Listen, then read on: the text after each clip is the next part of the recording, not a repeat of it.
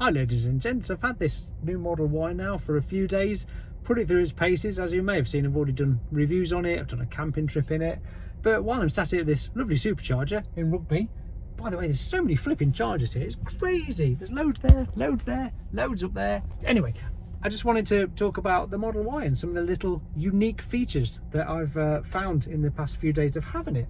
In no particular order, I've spotted that this sun visor is now magnetic there. Look, it doesn't actually click into anything. And it extends as usual, which I know is not new to a Tesla, but it's only something I found out about, last year. On the steering wheel, you'll notice that the flash button is just on the left now, and then the window wipers are just there. If you want to clean the window screen, you just press and hold it, and then it blasts it some water as well. In order to engage autopilot, you have to press this button on the right now to turn it on and off. This button is solely just to bring the cameras up on the screen, and as you can tell, they're superb. They look absolutely magic when you're driving along as well. And then the final button on the steering wheel is just for voice commands. My feet are warm. Vent orientation updated. How posh is that? I absolutely love all this, but it feels really plush and lovely, and altogether helps towards the sound absorption of the car. It's so deadly quiet in here. I've said it before, it's a bit like a vocal booth. It's just totally dead sound. It really is wonderful, and everything you touch just feels great too. Oh, this is something else I really like. You see the double stitching on this layer as well, and this is a bit of squidginess. Something else I spotted on the screen, you see this tiny little image of a Tesla down here? Have you noticed that it's the Model Y with its little lights? And also it's the first time I've had ventilated seats before, and I must say they're really comfortable too, right up your bum and along your back. You can hear it a little bit, there's a bit of a hiss that comes on when you turn them on. This glass roof is absolutely wonderful. It's far clearer than it was in previous Teslas, but it's still got a great UV rays protection in it. I know the centre console has been updated for quite some time now, but I do believe this is the same as the new Model 3 one, isn't it? But loads of room down in this section, huge great space. Again, nice touchy feeling materials, nice metal bit with a launch edition on there, look, and soft close bits there.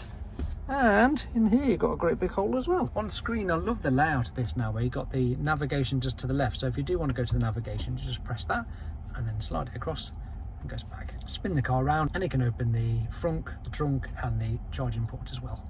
Something else I noticed today when travelling along is when you're about to come up to a speed camera, a little sound on the screen goes bloop bloop like that, just a bit of a warning that there's a speed camera coming up. It's almost along the tones of uh-oh. I thought that was quite fun. And of course, something else I like is the massive telly, where you can watch such wonderful things like Tesla Jigsaw and a camping review in this very Tesla Model Y. Just behind me there, look. Me and my wife slept soundly there for, well, about an hour. Click the card in the corner or line that video up next to watch our camping trip. Never know quite who you're going to run into at a supercharger, do you? Now, I'm really clutching at straws to find a negative, but I think I found one, and it's this. Doesn't sound great when you open the front, I've got to say, and I would suggest it would be far better if it was automatically opening now. Loads of people use the front of their car just as they do their boot. I think making it powered would be a bonus. One of the major benefits of the Tesla Model Y over the Model 3 is its enormous boot opening. It's absolutely huge because of its hatchback design. These rear seats now recline automatically. You just press these two buttons on the left and it lowers in record time.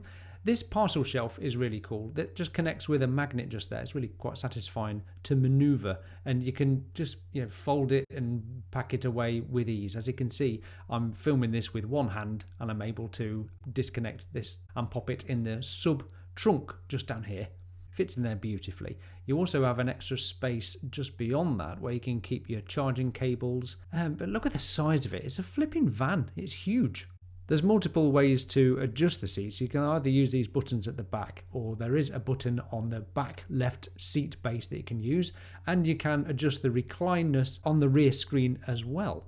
I also like the fact that you can control the front seats just here now on screen. You can also fold the rear seats from here too.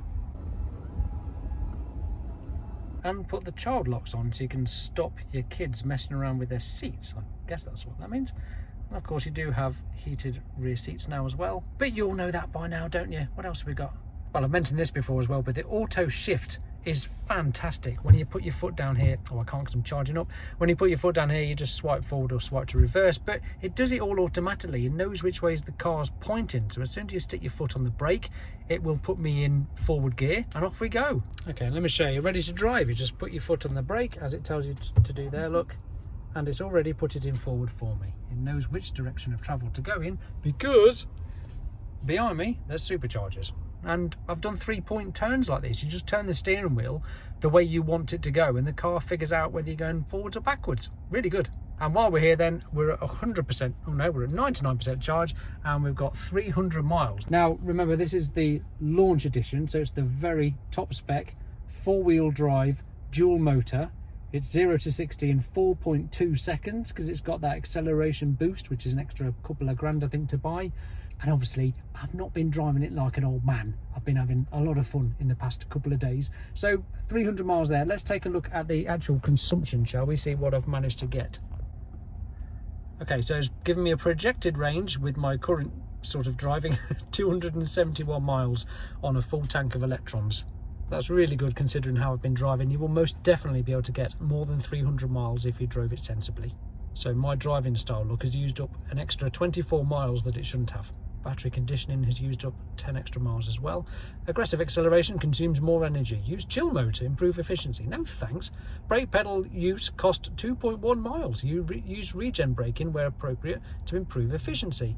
Going uphill cost 22.8 miles and going downhill saved 22.4 miles. Well, if you just continually go downhill through the entire life, then you probably see about 800 miles of range. Good luck with that.